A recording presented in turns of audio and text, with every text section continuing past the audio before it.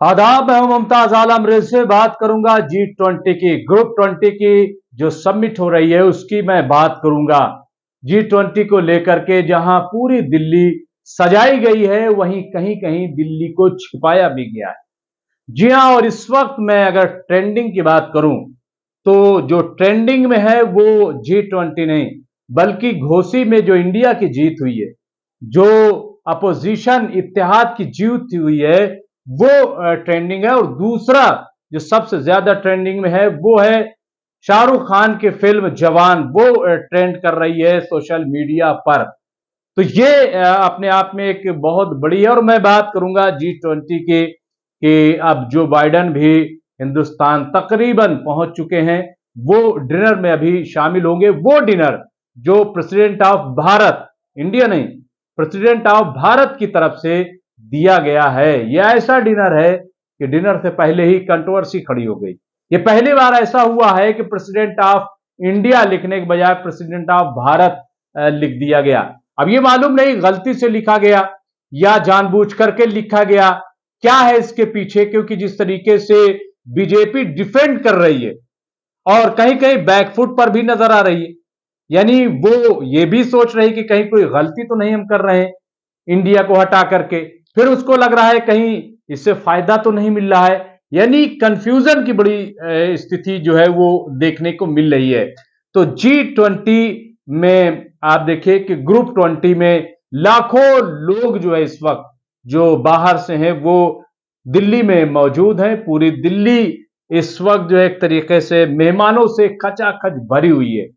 अब जो डिनर दिया गया है, मैंने कहा था कि एक कंट्रोवर्सी, तो कंट्रोवर्सी सिर्फ दावतनामे को लेकर के नहीं है, बल्कि आपने सुना होगा एएनआई ने दिखाया है कि सोने और चांदी की थालियों में मेहमानों को खाना खिलाया जाएगा।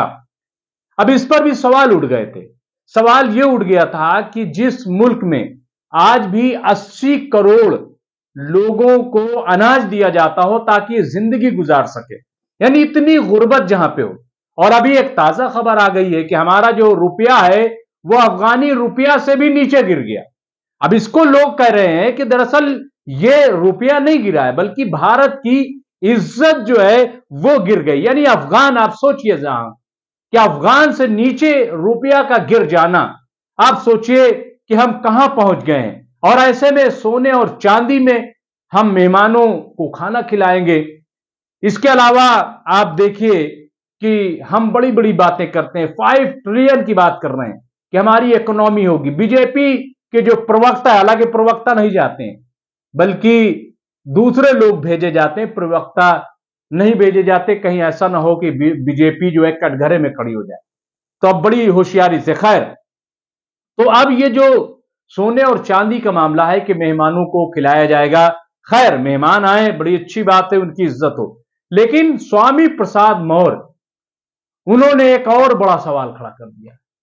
ये समाजवादी पार्टी के लीडर हैं, इन्होंने सवाल ये खड़ा कर दिया है कि पीएम मोदी ने भारत की ही तौहीन कर दी, भारत की इंसल्ट बहुत बड़ी कर दी है।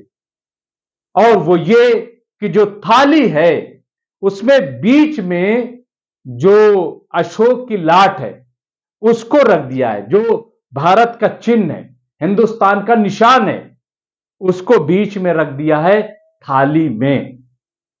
तो इसको लेकर के उन्होंने कहा कि अब इसमें लोग खाना खाएंगे, जो मेहमान आएंगे, और खाना खाएंगे उसमें झूठा छोड़ देंगे, झूठा करेंगे, तो ये हमारे भारत की तौहीन है। वहां लाट कम से कम नहीं बनानी चाहिए, ये कहना है स्वामी प्रसाद मौर्य का। और उन्होंने कहा कि ये तो बहुत ही भारत को गिराने वाली बात है, भारत की तौहीन करने वाली बात है। तो ये चीज भी सामने आ रही है। अब ये बात अलग है कि बीजेपी जश्न मना रही है, खुशी मना रही है। एक चीज और जो मैं समझता हूं कि ठीक नहीं किया मोदी सरकार ने, ये अच्छी बात नहीं है। जो अपोजिशन लीडर है मल्लिका खरगे अर्जुन, वो राज्यसभा में प्रिंसिपल कांग्रेस के अपोजिशन लीडर है, और इस वक्त जो है वो तमाम जो अपोजिशन पार्टियां हैं इंडिया के वो लीडर हैं।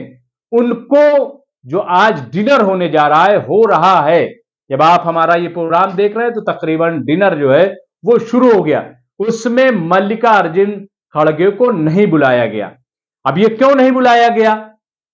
क्या अपोजिशन को इतना भी हक नहीं है कि उन्हें दावत में बुलाया जाए? जब अरे गहरे नत्थु खैरे खाना खाएंगे वहां पे, वहां 500 डिनर पे 500 बिजनेसमैनों को बुलाया गया है, जिसमें अडानी भी शामिल हैं। अडानी भी शामिल हैं। तो उसमें जो एक अपोजिशन का लीडर है मल्लिका खड़गे अर्जुन, उनको नहीं बुलाया गया। अब इस पर राहुल गांधी जो कि इस वक्त बेल्जियम में हैं, उनसे सवाल किया गया कि आखिर ऐसा क्यों किया गया, ये अपोजिशन लीडर को क्यों नहीं बुलाया गया? चलिए ठीक है, आप न बुलाइए सोनिया गांधी को, मत बुलाइए राहुल गांधी को, लेकिन मल्लिकार्जुन खड़गे जो अपोजिशन लीडर, उनको क्यों नहीं बुलाया गया? तो उन्होंने कहा कि इसी से आप समझ लीजिए, मल्लिकार्जुन खड़गे 60% हिंदुस्तान की जो आबादी है, 60% आबादी के वो लीडर हैं। ये क्यों उन्होंने कहा? उसकी वजह यह है कि जो मोदी सरकार बनी हुई है, उनको वोट देने वाले सिर्फ 40% लोग हैं। बाकी वोट जो गए वो अपोजिशन को गए हैं। तो 60% अपोजिशन, ये बात अलग है कि अलग अलग वोट गए, क्योंकि जो डेमोक्रेसी है उसमें यह है कि जो बड़ी पार्टी हो जाए। तो इसलिए बीजेपी हुकूमत में है। अब चूंकि वोट बटे हुए थे तो इसलिए, लेकिन 60%, अब जबकि अपोजिशन के वो लीडर हैं, तो राहुल गांधी ने कहा कि 60% जो देश की आबादी है उसके लीडर को नहीं बुलाया गया, ये अच्छी बात नहीं है। तो ये इस तरीके की तस्वीरें जो हैं, एक तस्वीर और जो सोशल मीडिया पे काफी ट्रेंड कर रही है, वो तस्वीर ये है कि जब दिल्ली में मेहमान आ रहे हैं, दिल्ली को सजाया जा रहा है, तो कई झुग्गियों को अचानक हटा दिया गया, वहां जो लोग रह रहे थे। देखिए G20 का जो ये प्रोग्राम है, ये जो समिट है, ये एक दिन में तो हुआ नहीं, बल्कि ऐलान इसका बहुत पहले हो गया था। तो जहां जहां आपको लग रहा था कि यहां से झुग्गियां हटानी पड़ेंगी, तो कम से कम ये किया जा सकता था कि ऐसी झुग्गियों को पहले से हटाया जाता और जो झुग्गी में लोग रह रहे हैं उनको कहीं ठीक जगह बसाया जाता। लेकिन रातों रात लोगों को सड़क पे ला देना, रातों रात उनको हटा देना सिर्फ इसलिए कि बाहर के लोग आ रहे हैं, कहीं उनको गरीबी न नजर आ जाए, कहीं उनको गुर्बत नजर आ जाए, तो इसलिए उनको हटा देना। देखिए दुनिया में कौन लोग नहीं जान रहा है कि भारत में गुर्बत है, इसको छुपाने की क्या जरूरत है? अब ये चीज छुप भी नहीं सकती, कौन नहीं जानता? आप खुद पार्लियामेंट के फ्लोर पे आप बताते हैं कि हम 80 करोड़ हिंदुस्तानियों को 5 किलो अनाज देते हैं ताकि उनका पेट भर सके। ये कौन बताता है? ये कौन बताता है? आप बताइए ना। तो इसलिए, और फिर ये फॉरेनर जो आ रहे हैं, ऐसा तो नहीं कि सिर्फ इसी समिट में आते हैं, फॉरेनर और विदेशी तो घूमते ही रहते हैं, और वो आमतौर से जो गरीब इलाके होते हैं वहीं पे वो जाते हैं, उन्हीं की तस्वीर खींचते हैं, रिक्शा चलाने वालों की वो तस्वीर खींचते हैं। आज भी आप देखिए कि कलकत्ता में जो पैदल तांगा खींचने वाले, उनकी तस्वीर खींचते हैं, या और भी बहुत सारी तस्वीरें हैं जो वो खींच करके ले जाते हैं, लिटरेचर तैयार होता है। तो आप क्या छुपा रहे हैं? और फिर आज तो दुनिया को पता चल गया कि हमारी जो करेंसी, हमारा जो रुपया है वो अफगान से नीचे आ गया। ये किस बात की अलामत है? जब यूपीए सरकार थी तो मोदी जी कहते थे कि जो हमारे प्रधानमंत्री हैं डॉक्टर मनमोहन सिंह, ये तो उनकी उम्र को पहुंच रहा है हमारा रुपया। आज कहां पहुंच गया? आज तो लग रहा है सैकड़ा मार जाएगा। ये देश की हालत क्या हो गई है? तो हर तरफ दिल्ली सजी हुई है, लेकिन आप देखिए कि ये ट्रेंडिंग में क्या है। ट्रेंडिंग में कहीं G20 नहीं है, ट्रेंडिंग में जीत है, कई तरह की तस्वीरें। मैं समझता हूं ये ठीक है, हमारे लिए बहुत खुशी की बात है, हमारे लिए बहुत फख्र की बात है कि हमारे देश में G20 समिट हो रहा है। ये बहुत बड़ी बात है और उसका हिंदुस्तान जो है नेतृत्व कर रहा है। लेकिन यह कि इसको पार्टी का प्रोग्राम क्यों बना दिया गया, इसको एक खास चीज से क्यों जोड़ दिया गया, अपोजिशन लीडर को क्यों नहीं बुलाया गया, यह एक बड़ा सवाल है। अपोजिशन पार्टियों के लोगों को क्यों नहीं बुलाया गया? बुलाना चाहिए। जब आप 500 जो बिजनेसमैन हैं उनको आप बुला रहे हैं डिनर पे, तो इसमें और जो अपोजिशन लीडरान हैं, पार्टियों के जो लीडर हैं, उनको क्यों नहीं बुलाया गया? क्या ये किसी खास पार्टी का प्रोग्राम? जी नहीं, ये देश का प्रोग्राम है। और जो ये पैसे खर्च हो रहे हैं, ये भी आप सोचिए कि जो होटल से बुक हुए वो कितने कीमती होटल हैं, कितना उस पर खर्च हो रहा है, और जो तमाम मेहमान की खिदमत, तो ये तमाम चीजें हैं। देखिए, अब इस पे भी जब सवाल उठाइए तो जो भक्त हैं वो कहते हैं कि आप तो कुछ देख ही नहीं सकते, आप तो कुछ अच्छा कह ही नहीं सकते। नहीं, हम अच्छा कह सकते हैं, लेकिन कंट्रोवर्सी किसने उठाई? किसने दावतनामे में लिखा प्रेसिडेंट ऑफ भारत? इसकी अभी क्या जरूरत थी?